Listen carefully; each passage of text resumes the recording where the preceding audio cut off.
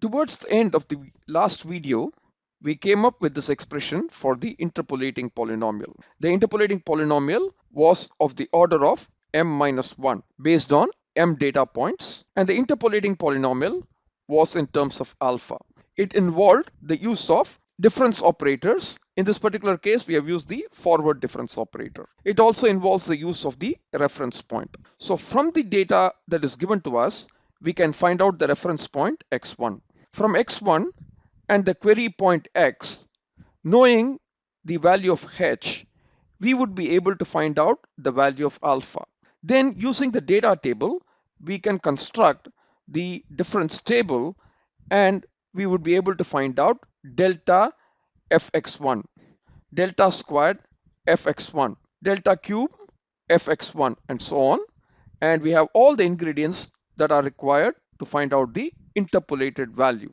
Let's now look at an example to perfect all these ideas. This is how the Newton's forward difference table looks like. You can also construct Newton's backward difference table using similar ideas. So basically, this is the data set that will be given to us. As indicated earlier, we have m data samples, x1, f1, x2, f2, all the way till xm, fm. So there are n data pairs.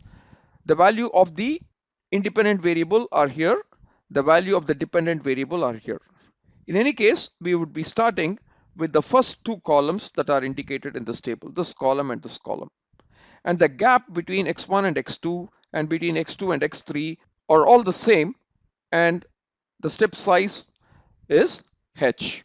Now using f2 and f1, we can find delta f1. Delta f1, as you know, forward difference operator acting on f1 is f2 minus f1, and therefore we can find this out. We can use f3 and f2 to find out delta f2 because delta f2 is f3 minus f2. So you take this value and you subtract it from this value, you're going to get delta f2, and so on all the way down. So you'd be able to compute this column. Now you can find out delta squared f1 by looking at the difference between delta f2 and delta f1. So delta f2 minus delta f1 will give you delta squared f1. Delta f3 minus delta f2 will give you delta squared f2, and so on. So you can get this column once you have this column. So you go in sequence from the left towards the right. Kindly note that delta squared f1 is like delta of delta f1, which means it is delta of, what is delta f1? Delta f1 is f2 minus f1, which is nothing but delta f2 minus delta f1. That is why I say delta squared f1 is obtained as delta f2 minus delta f1. It follows right from here. And you can develop the similar idea for all these columns. So you can go all the way to the right until you are able to find out delta m minus 1 of f1. So given the data table, the first two columns, you can generate the next m minus 1 columns, and that completes the Newton's forward difference table, from which you can construct the interpolating polynomial. And kindly note that the residue r of x will be 0 for integer values of alpha, because our polynomial is going to be an interpolating polynomial. It will perfectly go through all the data points given in our table, and we reach the x values given in the table for alpha is equal to 1, 2, 3, 4, m minus 1. Since it's an interpolating polynomial that we are constructing, r of x will be 0 at these integer values of alpha. At other values, we will have some residual, and the size of that residual, as indicated earlier, will be of the order of h to the power of m. So here is an example. The data set is given here, 5 data points. We have seen this data table before, and the question that is asked of us is what is the value of f at x is equal to 3.5. So a very simple problem. So this is a very simple function. You might guess that f of x is equal to x cubed. That's the true function. Therefore, f at 3.5 will be 3.5 to the power of 3, and you can write out the answer in this very simple case. But let's pretend we do not know the true function, or we cannot get it so easily. For realistic problems, we would not be able to find the true function, as the relationship between x and f of x could be quite complex. We are dealing with a toy problem here for purposes of illustration. But let's take this example and see how we might construct the interpolating polynomial. So right off the table, you can find out that h is equal to 1. That's the step size. And we can also say that x is equal to 2 is the reference point, because this is x1 and this is f of x1. This is x2 and this is f of x2, etc. So x1 is 2. That's the reference point at which the f value is 8. Now what you do here is you are going to construct the forward difference table. So these two columns are based on the data that's given to us. And now I can find out this column of first order forward differences. So delta f1 is equal to 19 should make sense, because 27 minus 8 is 19. Delta f2 is 37 because f3 minus f2 is 64 minus 27, which is 37, etc. And delta f4 will be f5 minus f4. So 216 minus 125 is going to be 91. And since we have the first column completed, the column of first order forward differences completed, we can use this column to find out the values for the second order forward differences. So delta squared f1 is going to be delta f2 minus delta f1, which is going to be 37 minus 19 is 18. Delta squared f2 is going to be delta f3 minus delta f2, so 61 minus 37, which is 24. And delta squared f3 likewise can be found out to be 30. So once we have the second forward differences, you can find the third forward differences, as delta cube f1 is going to be delta squared f2 minus delta squared f1, so you get 6, and delta squared f3 minus delta squared f2 is delta cube f2, which is going to be 6. And using this column, you can find out delta to the power of 4 f1, which is going to be delta cube f2 minus delta cube f1. And that turns out to be 6 minus 6 is 0. So the fact that this turns out to be 0, the fourth forward difference turns out to be 0, tells us the true polynomial is of order 3. And we had rightly said this data comes from f of x is equal to x cubed. So the true polynomial is x to the power of 3. Therefore, when you construct these forward difference table, if an entire column turns out to be 0 and after that everything is 0, then you can find out the true order of the function from which the data came about. So that's a subtle point. Now we have completed the forward difference table, and therefore now you can construct a variety of interpolating polynomials. So if you are using x1 is equal to 2 as the reference point, you can construct a very high order polynomial using these coefficients. If you've used x3 is equal to 4 as your reference point, then you can construct a polynomial using these things. So for forward differences, you go f3, delta squared f3. Like you go from f1, delta squared f1, delta cube f1, delta to the power of 4 f1. So that's the way you make use of the forward difference table to construct your polynomials. So if I use x4 is equal to 5 as my reference point, I can construct a first order interpolating polynomial, because I would be using these two data points only, and I can fit a first order polynomial for 2 points. So my interpolating polynomial based on x4 is equal to 5 as the reference will be a linear polynomial because it has only 2 terms. If I used x1 is equal to 2 as my reference point, I can have a constant term, a first order term, a second order term, and a third order term. Of course, the fourth order term will turn out to be 0. So I can construct a cubic interpolating polynomial from using x1 as the reference point, because I can exploit all these 5 data points if I use x1 as a reference point, because we are looking forward. That's the key idea. So from x1, All the other data points are in the forward direction. So I can construct a very high order polynomial using all these coefficients. If I used x3 is equal to 4 as the reference point, I can maximum use x3, x4, x5 for my interpolating polynomial. So with 3 data points looking in the forward direction from x3 is equal to 4, I can construct a polynomial which is a constant, or I can construct a polynomial which is a linear polynomial, or I can construct a polynomial which is a second order polynomial. Because with 3 points, you can construct a maximum of a second order polynomial that will involve 3 parameters.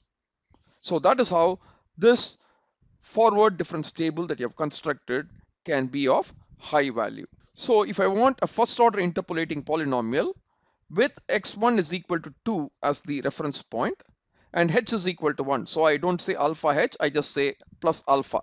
Actually, it should be alpha h, and here h is equal to 1. So therefore, I can just say p1 2 plus alpha. This says this is the reference point. This is the alpha value we can choose. So we know that this expression with m is equal to 2 will stop with these two terms, because if m is equal to 2, look at this. If m is equal to 2, m minus 1 is going to be equal to 1. Therefore, we should stop with delta to the power of 1. So I will stop with 1 plus alpha delta. So my interpolating polynomial will be 1 plus alpha delta f of x1. If I choose m is equal to 2, which means I'm looking at a first order interpolating polynomial.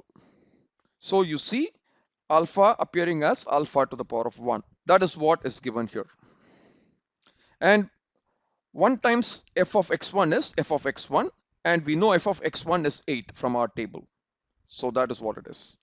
Then alpha delta f of x1, and from the finite difference table we know delta f of x1 is 19.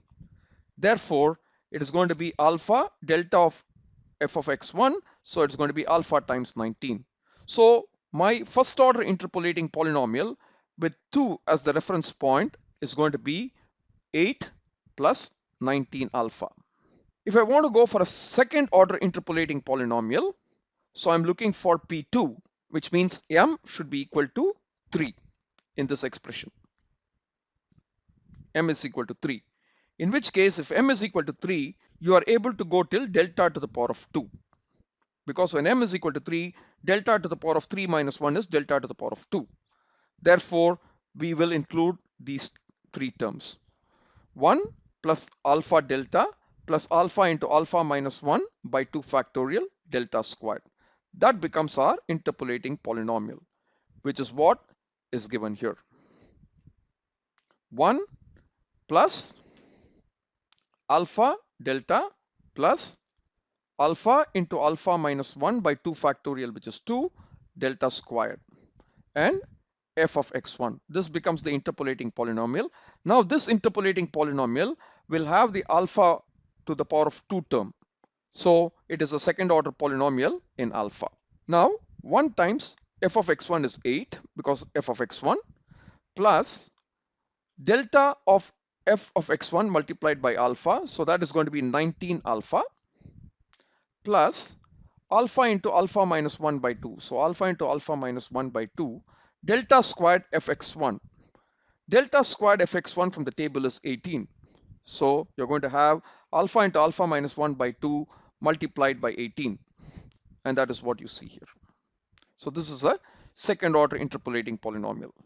For a third order interpolating polynomial, you can go up to delta to the power of 3. And therefore, you will also include this term. In addition to the other terms, you will also include this term, which is alpha into alpha minus 1 into alpha minus 2 by 3 factorial multiplied by delta cube f of x1. Delta cube f of x1 from the table is 6. Therefore, to the P2 polynomial with the same reference point, in addition to the terms that we have previously seen for P2, this is P2 2 plus alpha, I'm going to add this extra term, which is alpha into alpha minus 1 into alpha minus 2 by 3 factorial times delta cube f3, which is 6 from the table. So this becomes the third order polynomial in alpha. And once you know the value of alpha based on your query point, you can substitute alpha in any of these expressions and get answers to differing levels of accuracy. Please note that for all cases, we have included a term which tells us what is the expected error going to be. You must understand order of h squared means bigger error than order of h cube, which is bigger than order of h to the power of 4. Please understand that you have to assume that this h value is a small value, is less than 1, let's say, right? Although in this example h is equal to 1, but generally you have to assume that h is a number that is smaller than 1. So h squared is bigger than h cube, which will be bigger than h to the power of 4, etc. So this is a smaller error compared to this and this. This should be kept in mind.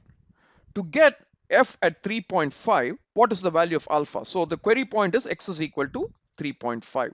So we know x is x1, the base point, plus alpha times the step size. So from x1, you have to reach x and you have to jump a few alphas based on the step size h. So in our case, h is equal to 1 and x is 3.5 and x1 is 2. So 3.5 is equal to 2 plus alpha times h is 1. Therefore, alpha is 1.5 in our case. So basically, alpha is going to be the query point minus your reference point, which is x1 in this case, divided by h. This is how you find out alpha. So once you have alpha to be 1.5, all you do is in these expressions for P1, P2 and P3, you substitute alpha is equal to 1.5. When you do that, you get these three answers. And note the true answer is 3.5 to the power of 3. This is the true answer. And because P3 is a third order polynomial and the true system here happens to be a cubic system, P3 gives us exact value for the function. Though 3.5 is somewhere in between. Alpha is not an integer value, right? Alpha is 1.5. So at alpha equals integer values, we know that the fit should be perfect. But here in this case, even when alpha is not an integer, the prediction is perfect because the original polynomial is of order 3. And our interpolating polynomial is also of the order 3. Therefore, everything works out well. So this is the true value. As you can see, the first order polynomial does not provide a good prediction for the value of f at x is equal to 3.5. But if you use a second order polynomial, you get very close to the right answer.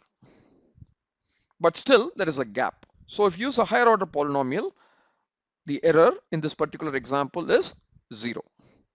If you are using higher order polynomials, in general, you expect to have smaller and smaller errors. Note, we are assuming that there is no noise in the data.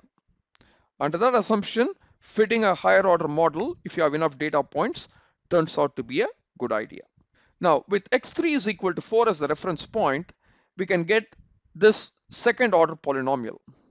And you can write it as P2 4 plus alpha. And we have to use these numbers, right? So this is the reference point. So as I commented earlier, the maximum order polynomial we can get is a second order polynomial. So 64, 61 and 30 are the numbers that we need to use in deriving that polynomial. So if you're looking at P2 with 4 as the reference point, you're going to get 64 plus alpha delta f of x3. So alpha multiplied by delta of fx3, which is this 61. That's what you get. Plus alpha into alpha minus 1 by 2 factorial delta squared fx3. Delta squared fx3 from the table is 30. So we have 30. This polynomial should make sense. Of course, we can use 4 as the reference point and construct a first order polynomial, which will just be this. So you can either get a first order polynomial or a zeroth order polynomial or maximum a second order polynomial for this example if you are using x3 is equal to 4 as the reference point. This second order polynomial P2 will pass through x3, x4 and x5. So a question for us is, if I wanted to estimate the value of f at x is equal to 4.5, which one is better? Would you use this expression with alpha is equal to 0.5? Because 4.5 is very close to the reference point 4 in this particular polynomial. So you might benefit from the fact that your query point is not very far away from your reference point. So this can be a great local polynomial which gives great predictions. Or would you want to use this expression, which is a cubic polynomial but with alpha is equal to 1.5? The advantage with this polynomial is that it's a higher order polynomial, so we expect its accuracy to be better because the error is going to be low. So it would benefit from that. But the query point 4.5 is quite far from the reference point. So that might be a little bit of a disadvantage. So these are very philosophical questions. There is no right answer to it. Whether you believe in a local low order model or a global higher order model, the resolution is always not easy to make. What people normally do is they test it out a few times and see usually which strategy works well for them. I'll leave you with those thoughts and I'll catch up with you in one video that looks at Newton's backward difference table. Thanks for your time.